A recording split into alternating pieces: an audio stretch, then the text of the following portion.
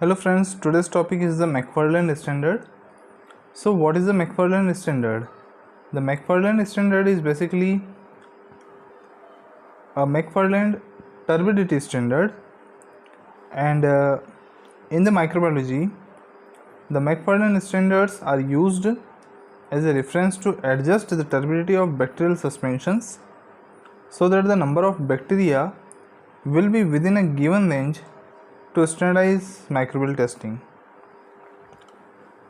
हम जितनी भी माइक्रोबियल टेस्टिंग करते हैं उसके लिए in the broth we are growing the bacteria and the turbidity of that broth is very important. So the turbidity is measured as 0.5 MUF, 1 MUF, 2 MUF, 3 MUF, 4 MUF to up to 10 MUF. So what is the meaning of this 0.5? The 0.5 MUF means the 1.5 into 10 to the power 8 colony forming unit of the bacterial culture, bacterial growth is present in that turbidity of the broth is similar to this turbidity। यानी कि हम दो tubes को रख दें आपस में साथ में, एक मैकफार्लैंड ट्यूब्स को रख दें और एक हम हमारी जो ब्रॉथ की ट्यूब है उसको रख दें, तो अगर दोनों की टर्बिडिटी सेम आती है तो इस 0.5 की टर्बिडिटी को हम ये कहेंगे कि इसमें हमारे ब्रॉथ में 1.5 into 10 to the power 8 colony forming unit पर ml में बैक्टीरिया है। ओके, तो इसके बारे में थोड़ा डिटेल हम स्टडी कर लेते हैं।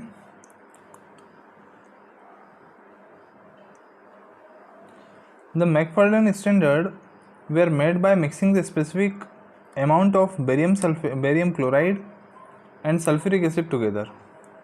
Mixing the two component form a barium sulphate precipitate which causes turbidity in the solution. तो बेरियम सल्फेट प्रेसिपिटेशन होने के कारण सॉल्यूशन में टर्बिडिटी आती है। ये स्टैंडर्ड सॉल्यूशन बनाए जाते हैं, माइक्रोबियल टेस्टिंग के लिए इनको रखा जाता है। तो इसको बनाना कैसे है? For the 0.5 standard 1% barium chloride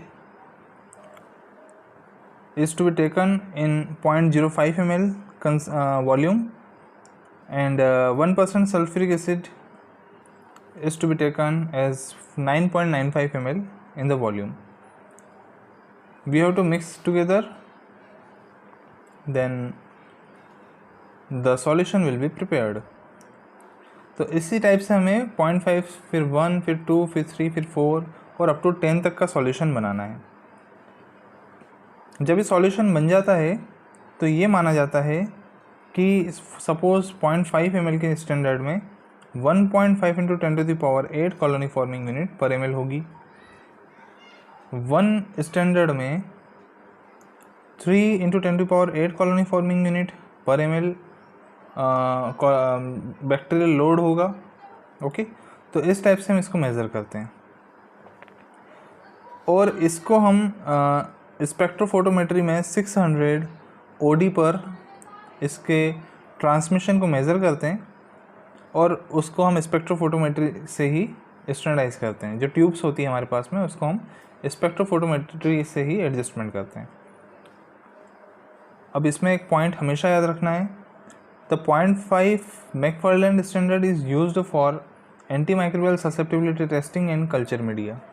तो मैंने लास्ट वीडियो एक बनाया है ABST का, एंटी माइक्रोबियल ससेप्टिबिलिटी टेस्टिंग का, तो इसमें भी आप देख सकते हैं कि हमें ABST के लिए 0.5 मैकफार्लैंड स्टैंडर्ड की टर्बिडिटी की ही ग्रोथ रिक्वायर्ड होती है। वो जो टर्बिडिटी की ग्रोथ BHI पे हमें मिलती है उसको हम फर्दर इनोकुलेट करते हैं मुलर हिंटन अगार पे और मुलर हिंटन अगार में हम ग्रोथ देखते हैं। ऐसा नहीं है कि हमने कितनी भी टर्बिडिटी आ गई हमारे ब्रॉथ में और उसको हमने कल्चर कर दिया फर्दर फॉर ABST, ऐसा नहीं होता। सो अगर आप ऐसा करते हैं तो it is a wrong method. अब इसके कुछ लिमिटेशंस है, मैकफार्लैंड स्टैंडर्ड्स की कुछ लिमिटेशंस है। पहली लिमिटेशन ये है कि इसको आपको हमेशा स्टैंडर्डाइज करना पड़ता है स्पेक्ट्रोफोटोमीटर से 600 OD पर। ठीक है, दूसरा ये है इसका लिमिटेशन कि इसको आप ज़्यादा टाइम लाइट में नहीं रख सकते, टर्बिडिटी डिस्टर्ब हो जाती है इसकी। तीसरा ये है कि हमारे बहुत सारे मीडिया कलर्ड मीडिया होते हैं, तो उसकी जो टर्बिडिटी होती है उसको चेक करना होता है। तो उसको चेक करने के लिए हमारे पास में यहाँ ये जो हम मैकफार्लैंड के स्टैंडर्ड्स बनाए हैं, ये भी आपने देखा, ये ट्रांसपेरेंट होते हैं। ओके, ये देखिए ट्रांसपेरेंट होते हैं, जबकि हमारे जो मीडिया होते हैं थोड़े कलरफुल होते हैं, तो ब्रॉथ वगैरह भी कलरफुल होते हैं। तो थोड़ा सा प्रॉब्लम ये आता है कि मैचिंग करने में प्रॉब्लम आता है। ओके, नेक्स्ट इसमें एक और थोड़ा सा डिसएडवांटेज है कि इसको हम 12 वीक्स से ज़्यादा नहीं रख सकते, under 4 to 20 degree centigrade and in dark condition. 12 weeks के बाद इसका जो लाइफ स्पान है, जो इसका शेल्फ लाइफ है, वो ख़त्म हो जाता है, हमें दूसरा स्टैंडर्ड बनाना पड़ता है। तो ये कुछ लिमिटेशंस है इसकी। ओके, अब इसमें थोड़ा सा और एक बार हम गूगल पे इसको चेक करते हैं। तो इसमें और भी ट्यूब्स दिए हैं, तो you can search it on the Google, okay, and you can check. So hope you will enjoy this video. Thanks for watching.